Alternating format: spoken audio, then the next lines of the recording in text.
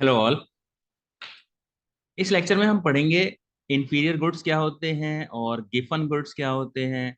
और ये आपके डिमांड का जो चैप्टर है आपका 11th इकोनॉमिक्स के अंदर, इसके अंदर आते हैं और इनके बारे में एक दो नंबर के क्वेश्चंस तो पूछ ही लिए जाते हैं। ठीक है। तो हम गुड्स को कैसे क्लासिफाई कर सकते हैं? आप गुड्स को तीन कैटेगरीज में क्लासिफाई कर सकते हो। एक तो नॉर्मल गुड्स होते हैं, एक होते हैं इंफीरियर गुड्स होते हैं, और एक होते हैं आपके गिफन गुड्स। Giffen goods. ठीक है। ये जो गिफन गुड्स है, ये गिफन एक ऑथर थे, उन्होंने ये निकाला है कि इस तरह के भी गुड्स होते हैं, तो इसीलिए इसका नाम गिफन गुड्स पड़ गया है। तो अब आप देखो, आपने नॉर्मल गुड्स में क्या पढ़ा था? एक तो नॉर्मल गुड्स में आपने प्राइस इफेक्ट पढ़ा था।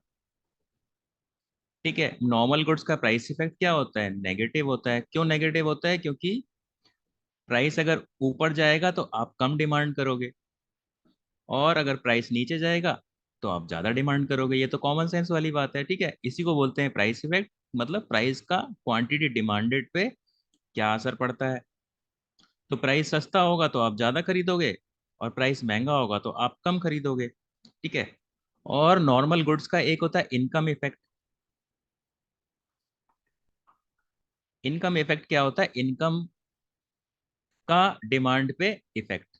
ठीक है। यानी कि प्राइस इफेक्ट का क्या मतलब है? प्राइस ऑफ एक्स का क्वांटिटी डिमांडेड ऑफ एक्स पे क्या असर पड़ेगा, और हमने वो देख लिया, वो नेगेटिव होता है।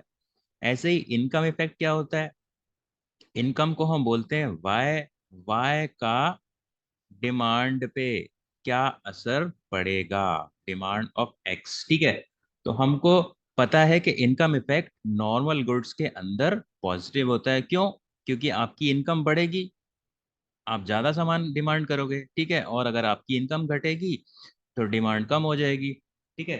तो इसीलिए इनकम इफेक्ट पॉजिटिव होता है और प्राइस इफेक्ट नेगेटिव होता है। ठीक है। तो अब हम ये पढ़ेंगे इंफीरियर गुड्स क्या होते हैं और गिवन गुड्स क्या होते हैं, इनमें प्राइस इफेक्ट क्या होता है और इनकम इफेक्ट क्या होता है, इसके बारे में हम देखेंगे। तो पहले तो हम देखते हैं कि इंफीरियर गुड्स होते क्या हैं। देखो, some goods are consumed generally by poorer sections of the society. It is believed that with the increase in income, such a consumer should move to a better quality substitute goods. ठीक है। अब इसका देखो, एक example है, एक unbranded clothes.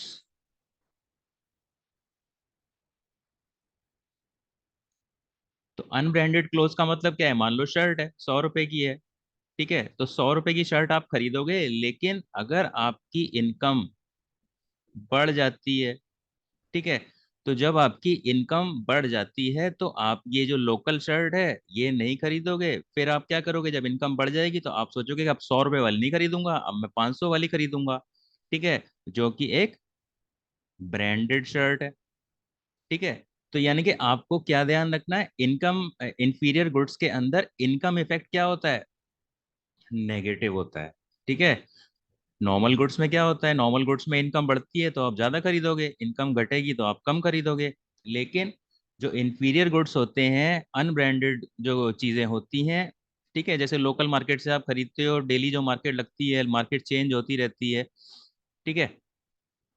तो वो चीजें जब आप खरीदोगे तो उनको खरीदना आप कम कर दोगे अगर आपकी इनकम बढ़ जाएगी। तो इनकम में और इसकी डिमांड में क्या रिलेशन हो गया? नेगेटिव रिलेशन हो गया। ठीक है। तो आपको एक इंपॉर्टेंट चीज क्या ध्यान रखनी है?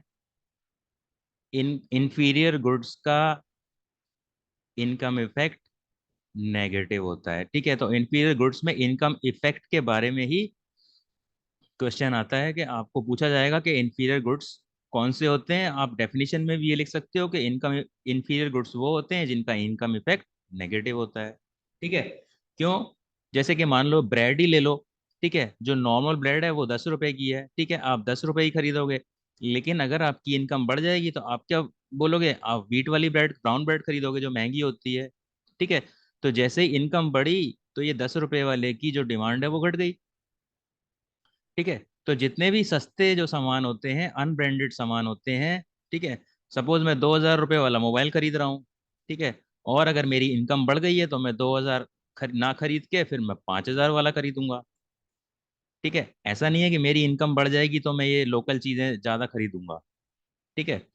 तो ये होते हैं इन्फीरियर गुड्स। और इन्फीरियर गुड्स क्या होते हैं, आपको बस ये ध्यान रखना है, इनका इनकम इफेक्ट नेगेटिव होता है। For example, with an increase in income, a typical poor consumer shifts his demand from coarse grains to finer varieties of cereals. आप राइस वगैरह का एग्जाम्पल दे सकते हो। सस्ते वाले चावल आप खाओगे अगर आपकी इनकम कम है, और अगर आपकी इनकम बढ़ जाएगी तो आप वो सस्ते वाले चावल खरीदना कम कर दोगे, अच्छे अच्छे क्वालिटी वाले चावल खरीदोगे, वो वाला खाना शुरू कर दोगे। ठीक है। तो जब आपकी इनकम बढ़ी तो आपने क्या किया, वो सस्ते वाले जो चावल थे उनकी डिमांड कम कर दी। Therefore, with a fall in the price of a good,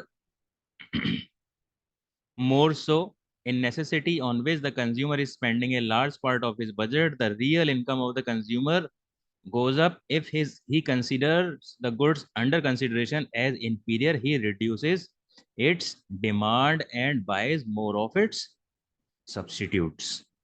ठीक है। तो एक और चीज है, इसका प्राइस इफेक्ट क्या है, प्राइस इफेक्ट नेगेटिव होता है, लेकिन इसका प्राइस इफेक्ट पॉजिटिव हो जाएगा। ठीक है। ये नीचे वाले सेंटेंस में इन्होंने क्या बोला है, मैं आपको बताता हूँ। मान लो अनब्रांडेड है कोई चीज, वो 10 रुपए की है।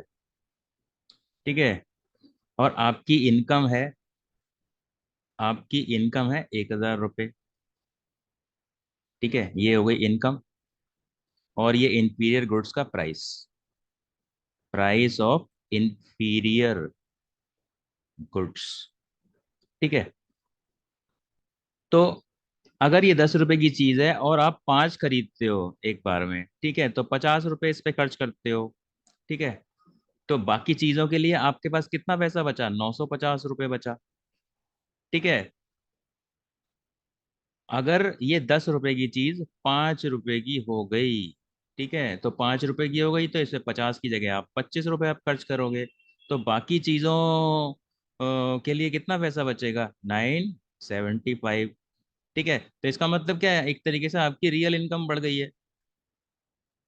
तो जब आपकी रियल इनकम बढ़ गई है तो क्या करोगे आप, इसका कंजम्पशन कम कर दोगे और दूसरी चीजों का कंजम्पशन बढ़ा दोगे। ठीक है। तो उसका जो सब्स्टिट्यूट होता है, ठीक है, तो ये 5 रुपए का जब हो जाएगा तो आप ये वाला खरीदना कम कर दोगे, फिर इसका सब्स्टिट्यूट जो बेटर सब्स्टिट्यूट है उस पे आप मूव कर जाओगे। ठीक है। तो एक तरीके से हम कह सकते हैं कि इसका प्राइस जब घटेगा, प्राइस इसका घटेगा तो इसकी डिमांड भी घटेगी। क्यों, क्योंकि फिर इसके बेटर सब्स्टिट्यूट पे आप मूव कर जाओगे। ठीक है। ये तो थे आपके इंफीरियर गुड्स। तो मेनली इंफीरियर गुड्स में क्वेश्चन पूछा जाता है कि इसका इनकम इफेक्ट क्या होता है, बस आपको मेन चीज ध्यान रखनी है, इसका इनकम इफेक्ट क्या होता है। इनकम इफेक्ट होता है इसका नेगेटिव। और प्राइस इफेक्ट भी हमने पढ़ लिया, प्राइस इफेक्ट क्या है, नॉर्मल गुड्स का तो नेगेटिव होता है लेकिन यहाँ पे होता है पॉजिटिव। तो ये जो मोस्ट इंपॉर्टेंट कंक्लूजन है ये आपको याद रखने हैं, और इसकी डेफिनेशन आएगी तो आपको यही चीज देखनी है। और 95% केसेस में 95% केसेस में आपसे इसी पे क्वेश्चन पूछा जाएगा कि इंफीरियर गुड्स का इनकम इफेक्ट क्या होता है। उसके बाद हम पढ़ते हैं गिफन गुड्स। गिफन गुड्स क्या होते हैं, some special variety of inferior goods, यानी कि गिफन भी इंफीरियर गुड्स होते हैं लेकिन ये अलग किस्म के इंफीरियर गुड्स होते हैं। ठीक है। तो cheaper varieties of food like bajra, cheaper vegetables like potatoes come under this category. तो इसका देखो एग्जाम्पल क्या है, ये जो रॉबर्ट गिफन थे, मैंने बोला था ना गिफन जो वर्ड है वो ऑथर के नाम से पढ़ा है। तो सर रॉबर्ट गिफन ने, वो जो आयरलैंड के थे, उन्होंने ऑब्जर्वेशन किया कि that people use to spend more of their income on inferior goods like potatoes and less of their income on meat. ठीक है। तो मान लो अगर मैं आपको एक एग्जांपल दूं, कि आपकी इनकम है 1,000 रुपये, ठीक है। तो इसमें से आपने क्या किया, 700 रुपये किस पे आपने खर्च किए, पोटैटो पे। और इसमें 300 रुपये आपने खर्च किए मीट पे। तो ऑफ कोर्स मीट तो महंगी चीज़ है और पोटैटो बहुत सस्ती चीज़ है, ठीक है। तो अब क्या हुआ, but potatoes constitute their staple food. Potato तो वो खा सकते हैं। अब अगर आप, मैं आपसे पूछूं कि पोटैटो अगर मीट में से कोई एक चीज़ वो चूज करेंगे तो क्या चूज करेंगे, ऑफ कोर्स पोटैटो चूज करेंगे, ठीक है। क्योंकि मीट अगर सारे पैसों खरीद लेंगे तो उनका पेट ही नहीं भरेगा, ठीक है। तो पोटैटो उनके लिए ज्यादा इंपॉर्टेंट है। तो फिर क्या हुआ, when the price of the potato increase, अब प्राइस पोटैटो का इंक्रीज हो गया, ठीक है। तो after purchasing potato they did not have so many surplus to buy meat. तो अब ये देखो पोटैटो का प्राइस बढ़ गया, प्राइस बढ़ गया। तो जब ये प्राइस बढ़ गया तो ये 700 का हो सकता है कि 900 रुपये का आए, ठीक है। तो जब ये 900 रुपये का आएगा तो आपके लिए आपके पास मीट के लिए सिर्फ 100 रुपये बचेंगे, ठीक है। तो आप क्या करोगे, मीट नहीं खरीदोगे, ये पोटैटो ही आपको लगेगा कि बाकी जो 100 रुपये बचे हैं इसका भी हम पोटैटो ही खरीद लेते हैं, ठीक है। क्योंकि पोटैटो के बाद आपके पास मीट के पैसे ही नहीं बचे। So the rise in the price of potatoes compelled people to buy more of the potatoes. तो ये आपको समझ आना चाहिए, यानी कि यहाँ पे प्राइस इफेक्ट क्या हो गया, पॉजिटिव हो गया। क्यों, क्योंकि पोटैटो महंगे हो गए। तो आपने क्या किया कि पोटैटो को ही अब खरीद लो मीट की जगह भी, ठीक है। Thus raise the demand for potatoes, this is against the law of demand. Law of demand तो ये कहता है कि महंगी चीज होगी तो आप कम खरीदोगे, लेकिन इस केस में क्या हुआ, पोटैटो महंगे हो गए तो उनके पास मीट खरीदने के पैसे ही नहीं बचे। तो उन्होंने बोला, उन्होंने सोचा कि मीट की जगह भी हम पोटैटो ही खरीदेंगे, मीट तो आप खा नहीं पाएंगे, ठीक है। मान लो अगर आप मार्केट से रोटी सब्जी खरीदते हो, ठीक है। तो रोटी अगर 50 रुपए की खरीदते हो और सब्जी 20 रुपए की खरीदते हो, अब रोटी महंगी हो गई 60 रुपए, ठीक है।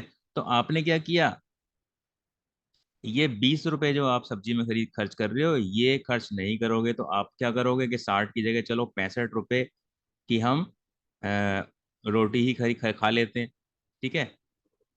तो ये इसका लॉजिक है गिफन गुड्स का। This is also known as Giffen goods. So Giffen goods are products that people continue to buy even at higher price due to lack of substitute products, ठीक है। तो यहाँ पे एक चीज और ध्यान रखनी है, इंफीरियर गुड्स में क्या होता है, वो बेटर सब्स्टिट्यूट्स में मूव कर जाता है, लेकिन यहाँ पे क्या है, सब्स्टिट्यूट नहीं है, ठीक है।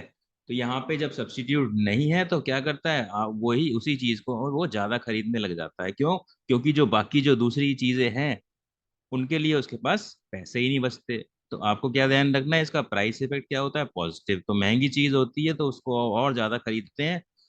क्यों, क्योंकि जो दूसरी इंपॉर्टेंट चीजें हैं उसके लिए उनके पास पैसे ही नहीं बचते, ठीक है। तो गिफन गुड्स पे क्वेश्चन आता है पेपर के अंदर कि गिफन गुड्स का प्राइस इफेक्ट क्या होता है, ठीक है। ये इंपॉर्टेंट क्वेश्चन बनता है और यही आता है मोस्टली पेपर में 99% केसेस में। और इंफीरियर गुड्स में मैंने बताया था, इंफीरियर गुड्स में आता है कि उसका इनकम इफेक्ट क्या होता है, ठीक है। तो ये होते हैं गिफन गुड्स। और Giffen goods Giffen Giffen goods को गिफन गुड्स क्यों बोला जाता है, क्योंकि एक सर रॉबर्ट गिफन थे, उन्होंने बताया है कि ये भी एक तरह के गुड्स होते हैं। और ये किस तरह के गुड्स होते हैं, ये इंफीरियर गुड्स के अंदर ही आते हैं। तो आपको यहाँ पे क्या ध्यान रखना है, नॉर्मल गुड्स में तो मैंने आपको सबसे पहले बता दिया था, प्राइस इफेक्ट नेगेटिव होता है, यानी कि कोई चीज़ महंगी होगी प्राइस बढ़ेगा तो क्वांटिटी डिमांडेड कम होगी, और प्राइस अगर घटेगा तो क्वांटिटी डिमांडेड बढ़ेगी। और ऐसे ही इनकम, इनकम बढ़ेगी तो क्वांटिटी डिमांडेड बढ़ेगी, और इनकम घटेगी तो ऑफकोर्स आप वो चीज़ कम खरीदोगे, ठीक है। तो इनकम इफेक्ट पॉजिटिव होता है और प्राइस इफेक्ट नेगेटिव होता है नॉर्मल गुड्स के केस में, लेकिन बाकी दो केसेस में ये उल्टे हो जाते हैं। तो अगर आपको नॉर्मल गुड्स का पता है नेगेटिव पॉजिटिव, तो ये देखो ये उल्टा उल्टा कर दो और यहाँ पे पॉजिटिव है, ठीक है। और इंफीरियर गुड्स का प्राइस इफेक्ट अगर पूछा जाएगा तो उसको भी आप पॉजिटिव लिख सकते हो। हालांकि इसमें भी कुछ कंडीशंस होती हैं, दो तरह के इफेक्ट होते हैं, सब्स्टिट्यूट इफेक्ट और इनकम इफेक्ट। ठीक है, तो इनमें से एक ज्यादा होता है तो पॉजिटिव होता है, दूसरा ज्यादा हो जाता है तो नेगेटिव हो जाता है। ठीक है, लेकिन एग्जाम में जो क्वेश्चन पूछा जाएगा वो क्या पूछा जाएगा, एग्जाम में क्वेश्चन ये पूछा जाता है कि इंफीरियर गुड्स की इनकम इफेक्ट क्या होती है और गिवन गुड्स की प्राइस इफेक्ट क्या होती है। तो ये था आपका तीन तरह के goods, normal goods, inferior goods और गिवन goods. So that is it for this lecture. Thank you.